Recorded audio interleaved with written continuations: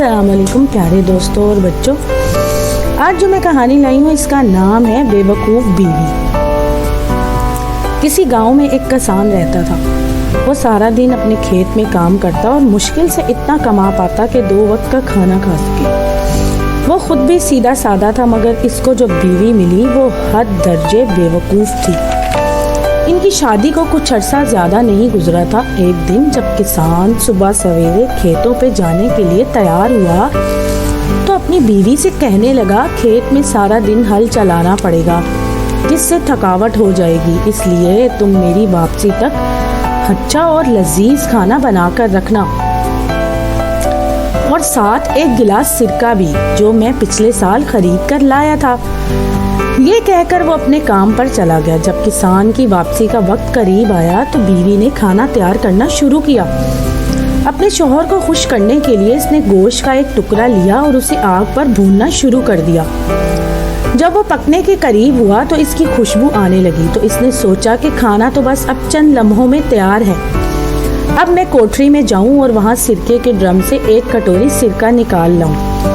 یہ سوچ کر اس نے گوشت کو وہیں چھوڑا اور ایک جگ لے کر کمرے میں چلی گئی اور سرکے کے ڈرم کی ٹوٹی کھول کر جگ اس کے نیچے رکھ دیا اور اس کو بڑھتا ہوا دیکھنے لگی۔ اچانک اس کو یاد آیا کہ کتا تو باہر کھلا گھوم رہا ہے، کہیں وہ گوشت ہی نہ کھا جائے۔ یہ سوچتے ہوئے وہ بھاگی، وہاں سے نکلی اور باورچی خانے کی طرف لپکی۔ اس نے دیکھا کہ اس کا خدشہ درست تھا، گوشت کا ٹکڑا واقعی کتے کے منہ میں تھا اور وہ باہر کی طرف بھاگ رہا تھا۔ وہ کتے کو مارنے کے لیے اس کے پیچھے دوڑی تو وہ جنگل کی طرف دوڑا۔ کسان کی بیوی بھی اس کے پیچھے تھی، مگر کتے کی رفتار اس سے زیادہ تھی۔ وہ گوشت کا ٹکڑا لے کر جنگل میں غائب ہو گیا۔ وہ تھک ہار کر واپس آ گئی۔ اس قدر بھاگ دوڑ سے وہ بری طرح تھک چکی تھی، اس لیے کچھ دیر چارپائی پر لیٹ کر اپنا سانس بحال کرنے لگی۔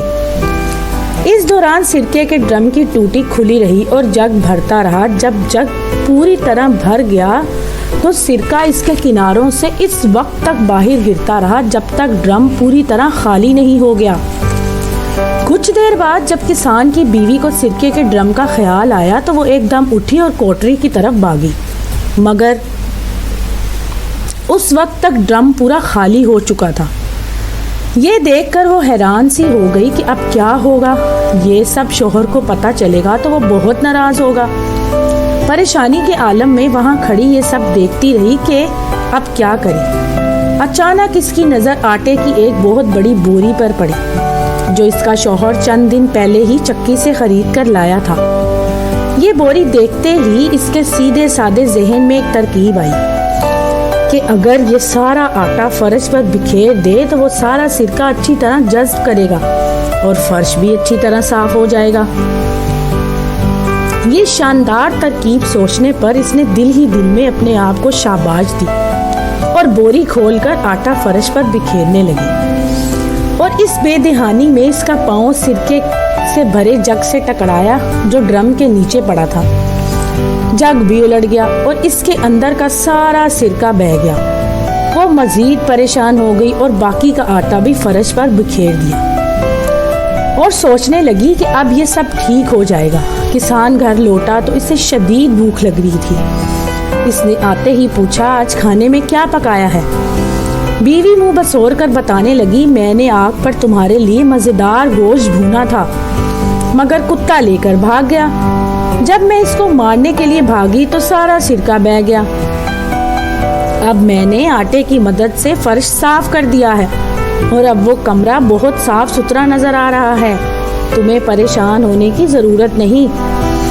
اس کی بات سن کر کسان نے اپنا سر پیٹ لیا اور پریشان ہو کر کہنے لگا، او بے وقوف عورت، تم نے یہ سب کیا کر دیا؟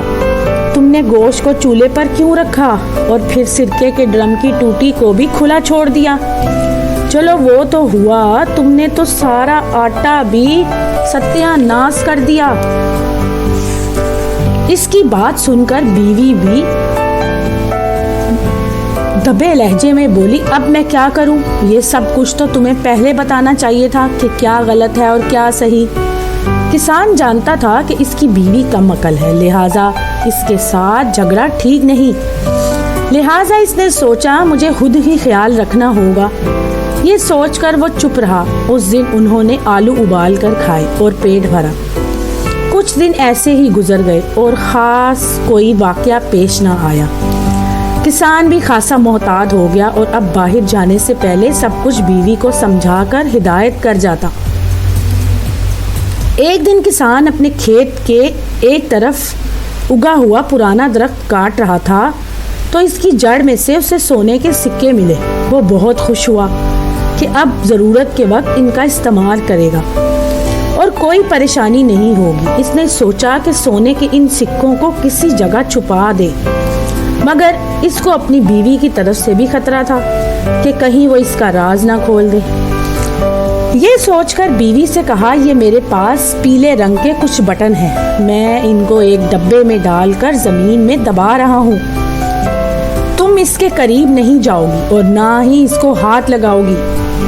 ٹھیک ہے، جیسا تم کہتے ہو، بیوی نے اسے یقین دلایا۔ کچھ روز بعد جب کسان کھیتوں پر گیا ہوا تھا، گلی میں ایک پھیری والا آیا۔ اس کے ساتھ ایک مددگار بھی تھا۔ وہ گدھے پر مٹی کے نقش و نگار والے برتن لاد کر فروخت کر رہے تھے۔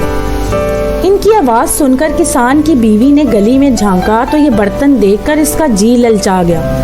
یہ دیکھ کر پھیری والا سوچنے لگا، کیا تم یہ برتن خریدنا چاہتی ہو؟ مگر میرے پاس اس وقت رقم نہیں ہے۔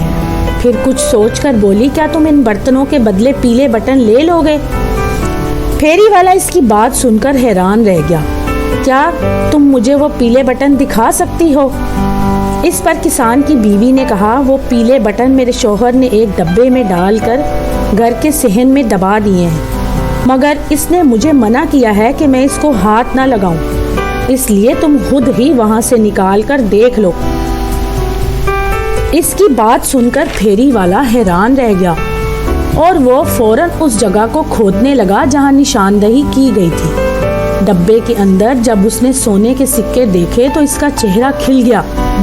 سارے سکے سمیٹ کر جیب میں ڈالے اور اس کے بدلے کسان کی بیوی کو اپنے سارے برتن دے کر اپنے ساتھی کے ساتھ فوراً روانہ ہو گیا۔ وہ سمجھ گیا کہ یہ عورت اعلیٰ درجے کی کم عقل ہے، جسے پیلے بٹنوں اور سونے کے سکوں کا فرق معلوم نہیں۔ دوسری طرف کسان کی بیوی یہ سارے برتن حاصل کر کے بہت خوش تھی۔ وہ سمجھ رہی تھی کہ اس نے پھیری والے کو لوٹ لیا ہے اور چند پیلے بٹنوں کے بدلے اتنے سارے برتن خرید لیے ہیں۔ خوشی خوشی وہ سارے برتن اس نے گھر میں ادھر ادھر سجا دیے۔ تھوڑی دیر بعد جب کسان دوپہر کا کھانا کھانے آیا تو گھر میں اتنے سارے نئے برتن دیکھ کر چونک گیا اور حیرت سے پوچھا، ارے یہ سب برتن کہاں سے آئے ہیں؟ بیوی نے مسکراتے ہوئے کہا، دیکھو کتنے خوبصورت برتن ہیں یہ سب میں نے تمہارے ان فضول پیلے بٹنوں کے بدلے خریدے ہیں۔ کیا؟ کسان پریشان ہو کر چلا اٹھا، میں نے تمہیں منع کیا تھا کہ انہیں ہاتھ نہیں لگانا، تو پھر تم نے انہیں وہاں سے کیوں نکالا جہاں میں نے انہیں دبایا تھا؟ میں نے انہیں وہاں سے نہیں نکالا، میں نے تمہاری پوری بات مانی۔ تم نے مجھے ان کو چھونے سے منع کیا تھا، اس لیے میں نے انہیں ہاتھ بھی نہیں لگایا، صرف جگہ بتائی تو پھیری والے نے خود ہی کھود کر نکال لیے۔ بیوی نے پوری وضاحت کی۔ کسان غصے سے اپنے بال نوچنے لگا، او بے وقوف عورت، تم نے جگہ بتائی ہی کیوں؟ تم نے مجھے اس بات سے تھوڑی منع کیا تھا۔ بیوی معصوم سا منہ بنا کر بولی۔ کسان اپنا سر پیٹنے لگا، احمق عورت، اور دیواروں سے ٹکرانے لگا۔ وہ سارے پیلے بٹن سونے کے سکے تھے، یہ تو تمہیں پہلے بتانا چاہیے تھا۔ کسان کچھ دیر غصے میں چلاتا رہا اور اسی دوران بیوی کھڑی منہ بسورتی رہی اور پھر شوہر سے کہا، ہم اب بھی وہ سونے کے سکے واپس لے سکتے ہیں، وہ دونوں ابھی زیادہ دور نہیں گئے ہوں گے، آؤ ان کے پیچھے چلتے ہیں۔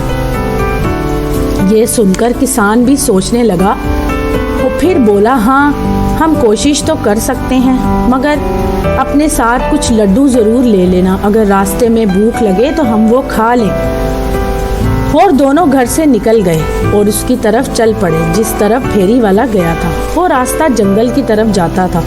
किसान तेज चलता था और उसकी बीवी धीमी। किसान बार बार इसको तेज चलने को कहता।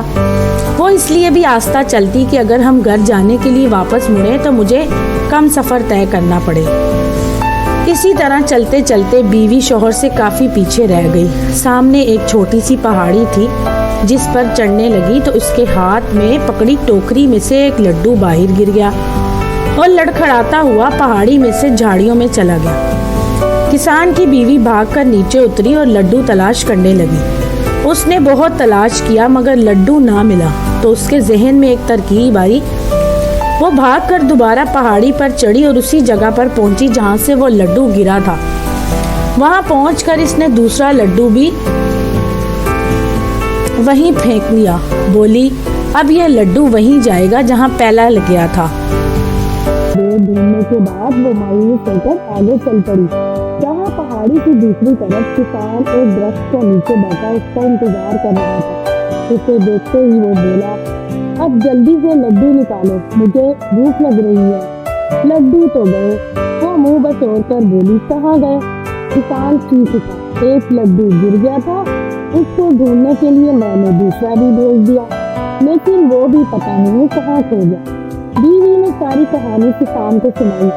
किसान चीख कर बोला, तुम इतनी बेवकूफी वाली हरकतें इतनी अक्लमंदी से कैसे कर लेती हो? फिर कुछ सोचते हुए किसान बोला कि मुझे यकीन है कि घर से निकलते हुए तुम बैरूनी दरवाजा बंद करके निकली होगी। नहीं, मैंने तो नहीं किया, तुमने तो मेरी तवज्जो दिलवाई ही नहीं उस तरफ, बीवी ने जवाब दिया। उसकी बात सुनकर किसान परेशान हो गया और बोला कि इससे पहले कि हम आगे जाएं, तुम घर जाओ, दरवाजा बंद करके ताले लगा कर आओ। आते हुए खाने के लिए भी कुछ ले आना। वो जल्दी से घर की तरफ भागी और उसने ऐसा ही किया जैसा कि इसके शौहर ने उससे कहा था। खाने के लिए उसने बादामों की एक थैली उठाई और पीने के लिए एक छोटी सी मशकीज को उठा लिया और घर के बैरूनी दरवाजे को ताला लगाया और चल पड़ी। अभी थोड़ी दूर ही गई थी तो ख्याल आया कि शायद शौहर मुझ पर एतबार न करे। ये सोचकर उसने जोर लगाया और पूरा दरवाजा ही उखाड़कर सर पर रख लिया और वापस शौहर की तरफ चल पड़ी।